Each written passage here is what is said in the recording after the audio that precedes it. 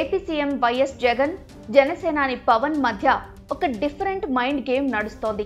ఎవరికి వారు తాము మైండ్ గేమ్ ఆడుతున్నామనుకుని ఎలక్షన్ టైం ని వృధా చేసుకుంటున్నారు. పవన్ కళ్యాణ్ ఎక్కడ పోటీ చేస్తే అక్కడ అష్ట దిగ్బంధనం చేయాలని జగన్ స్కెచ్ అయితే, తాను పోటీ చేసే నియోజకవర్గం ఏదో క్లారిటీ ఇవ్వకుండా వైసీపీని కన్ఫ్యూజన్ లో పడేయాలని పవన్ ప్లాన్. వాళ్ల ఈగో కోసం జరుగుతున్న ఈ డ్రామాలో ఇరు పక్షాల ముఖ్య నాయకులు సతమతమవుతున్నారు. ముందుగా పవన్ కళ్యాణ్ తిరుపతి నుంచి కానీ తాడేపల్లిగూడెం నుంచి కానీ పోటీ చేయాలని భావించారు. ఆ న్యూస్ అలా బయటకు వచ్చిందో లేదో వైసీపీ అలర్ట్ అయింది.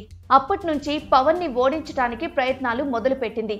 ఇది తెలుసుకున్న పవన్ తన స్థానాన్ని గాజువాకకి మార్చుకున్నారు. సేమ్ అక్కడ అంతే. జగన్ ఆదేశాలతో వైసీపీ తన ప్లాన్ రెడీ చేసింది. ఎక్కడి నుండి పోటీ చేసినా జగన్ తనని ఓడించడానికి గ్రౌండ్ నుండి తన గెలుపు అవకాశాలని నరుక్కుంటూ వస్తాడని ఒక క్లారిటీ వచ్చేసింది. అందుకే తను కూడా ఒక ఆట స్టార్ట్ చేశారు. ఎంతైనా సినిమా తెలివి కదా. ఎలక్షన్ కోడ్ కి ఒక రోజో 2 రోజులో ముందు తన నియోజకవర్గాన్ని కన్ఫర్మ్ చేస్తే వైసీపీకి తన మీద దృష్టి పెట్టే ఛాన్స్ ఉండదు. కాబట్టి అప్పటి వరకు తన స్థానంపై లీకులు ఇస్తూ వైసీపీ క్యాడర్ ని అటూ ఇటూ తిప్పాలని ఒక మాస్టర్ ప్లాన్ రెడీ చేశారు. అందులో భాగంగానే భీమవరం గేమ్ ఆడారు, సక్సెస్ అయ్యారు. ఇప్పుడు పిఠాపురం వంతు. ఇక్కడ పెద్దిరెడ్డి మిథున్ రెడ్డిని వ్యూహాత్మకంగా మోహరించారు.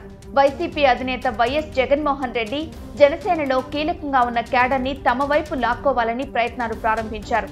ఇదైనా కరెక్ట్ గా చేస్తారా అంటే అది డౌటే.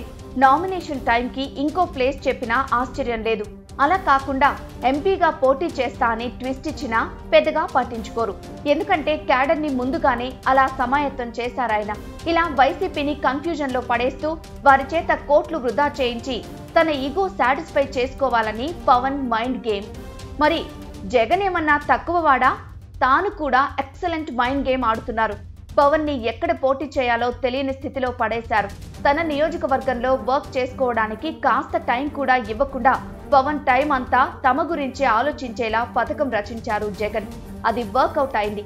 ఒకవేళ పవన్ కళ్యాణ్ ఎంపీగా పోటీ చేయాలని డిసైడ్ అయితే జగన్ కి భయపడి పారిపోయాడు అనే కామెంట్స్ వస్తాయి.